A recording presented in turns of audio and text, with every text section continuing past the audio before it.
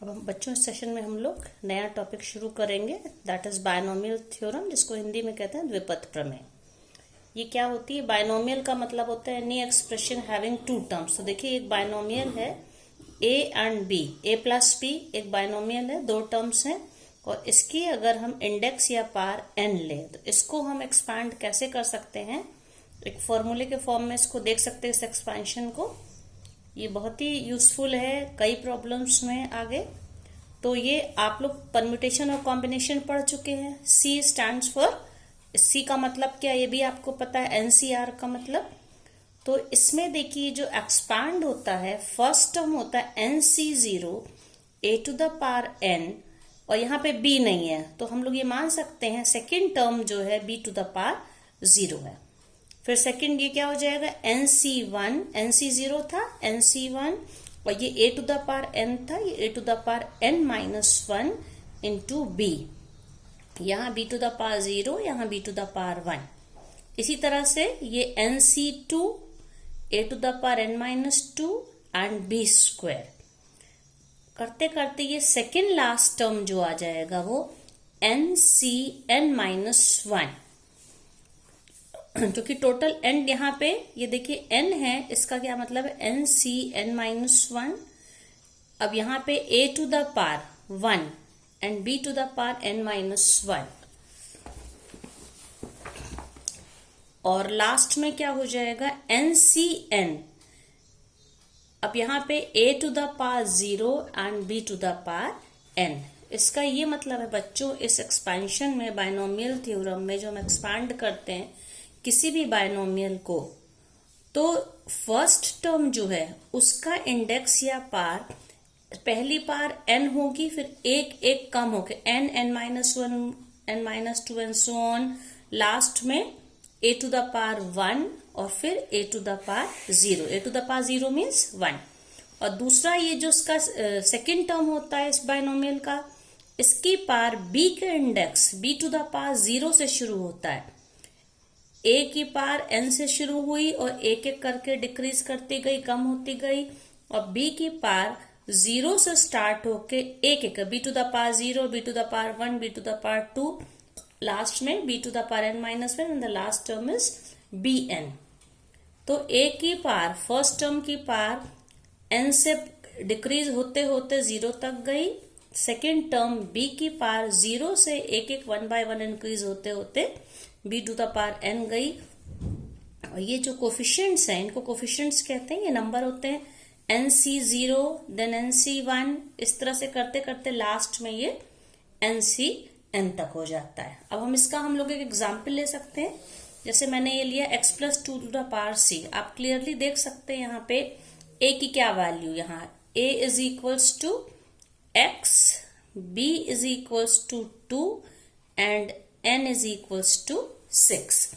तो इसी फॉर्मूले के हिसाब से हम लोग अगर इसको एक्सपांड करें तो हम लोग इसको क्या लिखेंगे? n की जगह पे 6 लिखना है, 6c0, और a की जगह पे x लिखना है, x टू द पावर 6, फिर n की जगह पे 6c1, और a की जगह पे क्या है? जहां जहां a है मतलब x, ये x टू द पावर 6 था, अब उससे ये n से n-1 हुआ, एक डिक्रीज होगा तो क्या हो जाएगा? x टू द पावर 5, और यहाँ पे जो सेकेंड टर्म है b है, यहाँ 2 टू द पावर 0 था, यहाँ 2 to the power 1। Third term क्या होगा इसमें? देखिए 6c2 x to the power, अब हम इसको एक एक करके कम करते जाएंगे और 2 की पावर बढ़ाते जाएंगे। 6c2 x to the power 4 and 2 to the power, जो b है 2 का स्क्वायर हो जाएगा। ठीक है, अगला 6c3 x to the power 3 2 cube. Next term, इसके बाद क्या हो जाएगा? 6c2 x to the power 2 2 to the power 4, फिर मैं यहां लिख रही हूं। फिर 6c1 x to the power, ये 2 था, एक कम होते होते x to the power 1 that is x, and 2 to the power 5। फिर लास्ट में क्या हो जाएगा? 6c0 ओके, लास्ट टर्म क्या हो जाएगा, 1 मिनट चिल्ड्रन, ये सॉरी, ये इंक्रीज 6C3 के बाद 6C4, देन 6C5 और लास्ट में 6C6, x to the power 0 and 2 to the power 6। तो कोफिशिएंट्स ये जो C वाले हैं, देखिए आप, ये 6C0, 6C1, 6C2, 6C3, 6C4, 6C5, 6C6। अब इसमें x टू द पावर पहला वाला जो term, x to the power 6, then 5, 4, 3, 2, 1, 0 और 2 सेकेंड टर्म जो है उसकी 2 to the power 0, 2 to the power 1, 2 square, 2 cube, 2 to the power 4, 2 to the power 5 and 2 to the power 6। तो आप ये देखिए यहाँ पे पावर 6 है, तो टोटल हमें कितने टर्म्स मिले, 1, 2, 3, 4, 5, 6, 7। मतलब यहाँ पे एक्सपेंशन में n की जो भी वैल्यू रहती है उससे एक ज्यादा, 1 मोर हमें टोटल टर्म्स एक्सपेंशन पे मिलते हैं। अब मैं इसकी वैल्यू अगर अब हम लोग निकालें, मैंने बताया था बच्चों पिछले सेशन में ही, NC0 हमेशा क्या होता है, 1 होता है। तो 6C0 की वैल्यू क्या हो गई, 1। तो क्या फर्स्ट टर्म क्या हो जाएगा, x टू द पावर 6। फिर इसके बाद ये देखिए NC1 हमेशा n होता है, ठीक है, NC1 n होता है। तो 6C1 की वैल्यू क्या हो जाएगी, 6 और एक नंबर यहाँ पे मौजूद है, 6 into 2 x to the power 5। अब इसके बाद 6C2 क्या हो जाएगा, इसकी वैल्यू आ जाएगी, क्योंकि ये हमारा 4 है, 6C2 को हम लोग अलग से मान लीजिए सॉल्व करें, ठीक है। जैसे मान लीजिए मैं यहाँ पे ये 6C2 को सॉल्व करूँ, ये हम लोग कर चुके ऑलरेडी। तो क्या होता है, बैकवर्ड काउंटिंग अगर 6 इसको 6 इंटू 5 अपॉन फैक्टोरियल 2, तो क्या हो जाएगा, फैक्टोरियल 2 is 2, 6 into 30, 30 अपॉन 2, 15। तो 6C2 की वैल्यू क्या मिली, 15 into 2 square that is 4 into x to the power 4। इसी तरह से 6C, ये 2 क्यूब क्या है, 8 है, ओके। तो ये क्या हो जाएगा, 2 क्यूब 8 है, और 6C3 की वैल्यू क्या मिलेगी, यहाँ पे ये 80 हो जाएगा, ओके। 1 मिनट, ये देखिए, ये हम लोगों ने x टू द पावर 4 तक किया था। अब देखते हैं हम लोग 6C3 की क्या वैल्यू मिलती। 6C3 का मतलब है 6 into 5 into 4 upon factorial 3 that is 3 into 2। तो ये कट गया, तो क्या आ जाएगा, ये 6C3 की वैल्यू है 5 4 जा 20, 20 into 2 cube is 8, okay, into x cube. अब इसके बाद 6C4 की वैल्यू निकालेंगे। 6C4 की वही वैल्यू होगी जो 6C2 की, क्योंकि एक फॉर्मूला में बता चुकी, NCR is equal to NCN minus R, okay. तो मतलब क्या हो गया, ये देखिए, ये जो 6C2 है और 6 में से 2 को माइनस करें तो क्या आ जाएगा, 6C4 आ जाएगा। तो 6C2 का कोफिशिएंट क्या था, 15 था, 15 इंटू 16 x स्क्वायर। उसका अगला टर्म क्या मिलेगा, 6C5 6C5 is same as 6C1। 6C1 तो क्या था, NC1 क्या होता है, n होता है। तो 6C5 will be 6 into 2 to the power 5 is 32 into x। फिर इसके बाद NCN और NC0 इन दोनों की वैल्यू 1 होती है, तो ये भी 1 हो गया, ये भी 1 हो गया। तो हमारे पास क्या हो जाएगा, 1 into 1 into 2 to the power 6 is how much, 64।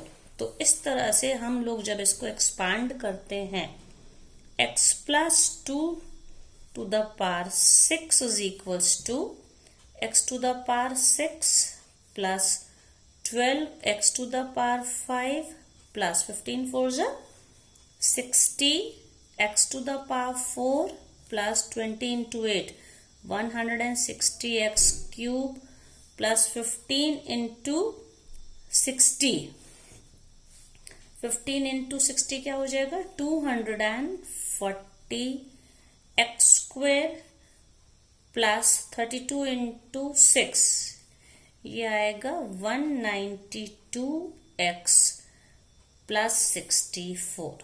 तो ये हम लोगों को बायनोमियल का एक्सपेंशन मिला। अब इसकी कुछ प्रॉपर्टीज भी हैं बच्चों, ये देखिए, ये जो एक्सपेंशन है,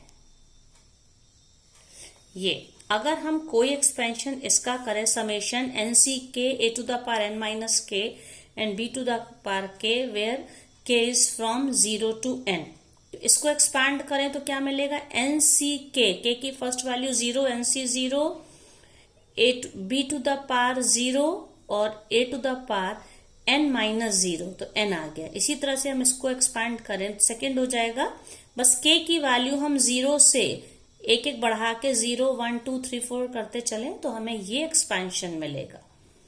लेकिन यही एक्सपेंशन हमें मिलता है जब हम binomial a plus b to the power n करते हैं, तब भी हमें यही मिलता है। a plus b to the power n क्या होता है, एन सी 0 1 है, b a n plus n c 1 a n minus 1 b 1, इसी तरह से हमें मिलता है।